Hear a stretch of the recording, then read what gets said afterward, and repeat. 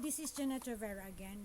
Our topic for today is how to purchase a house and lot, two types, within the subdivision complex with a developer or outside the subdivision. So this is basically very simple.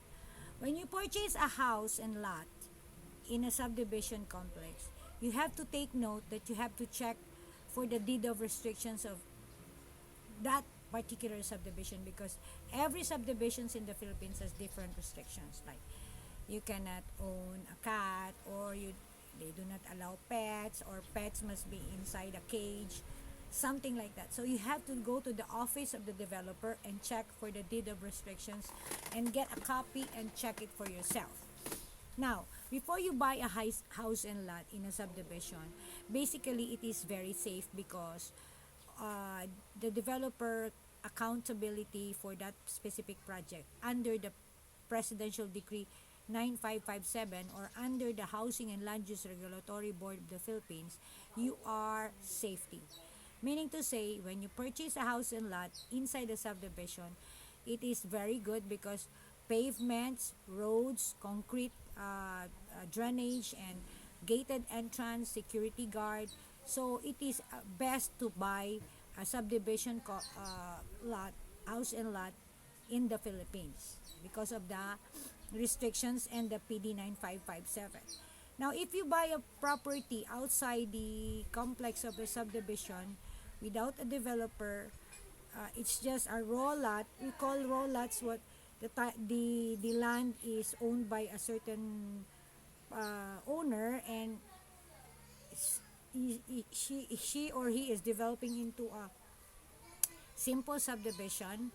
We will have problems for the license to sell, because usually when you buy, it's cheaper.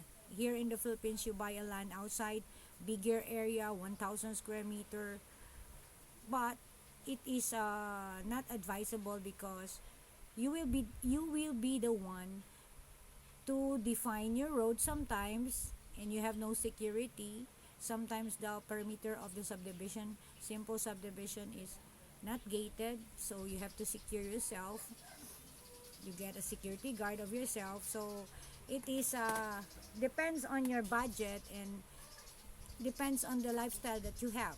Because if you want a subdivision, the lots are smaller, 84 to 150 square meter for the low cost, and the high end units, they have that much lot area. So I advise, if you want safety, bigger lots, you buy 2 or 3 house and lot, because in a developer, they give you a package of house and lot deal, so you can buy lot only. So it depends if they have an open lot, and if you approve it to the management. So it depends again. So buying a house and lot inside the subdivision has the license to sell. It is been given by the HLURB, or the Housing and Land Use Regulatory Board of the Philippines. Mean to say, it conformed with the government standards and everything. Now, buying outside the subdivision or the developer's subdivision, you will have a problem because you will be the one to apply and at the HLURB, you will get application to the city board or the council board of the city that you are applying for this particular lot a license under SLERB. In connection with that, they should approve it at the city. First, you get a barangay clearance that the said project house and lot has no problem with the city or within the premises of the barangay. You will get a board resolution coming from the barangay level interposing no objection of your project house and lot. And then next, you go to the DNR for the environmental compliance certificate that your project does not limit and it has a proper drainage.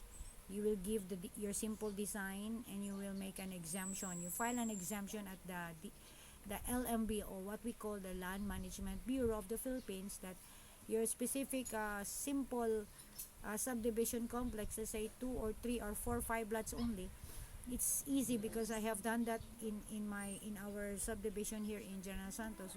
I applied for it, but yet it's still 6 months to process. So you cannot transfer your land, your house and lot, when you are outside if you don't have the license to sell outside the developer's concept. It's easy for the existing subdivision developer because they have already the license to sell issued by the HLURB. Outside, it's difficult. You have to apply for the license to sell. So the register of deeds will not accept your title to be transferred if you do not have this what we call the license to sell from HLURB. So I hope that that is very clear when buying house and lot. The difference between the house and lot purchase from outside the subdivision and the difference between the purchase inside subdivision complex which has a license to sell. So that is all for now. If you have any questions regarding house and lot and how to purchase, the transfer of title will be talked about later. This is particularly the first steps before you buy a house and lot in the Philippines. Thank you very much for watching my video. This is Jeanette Rivera again.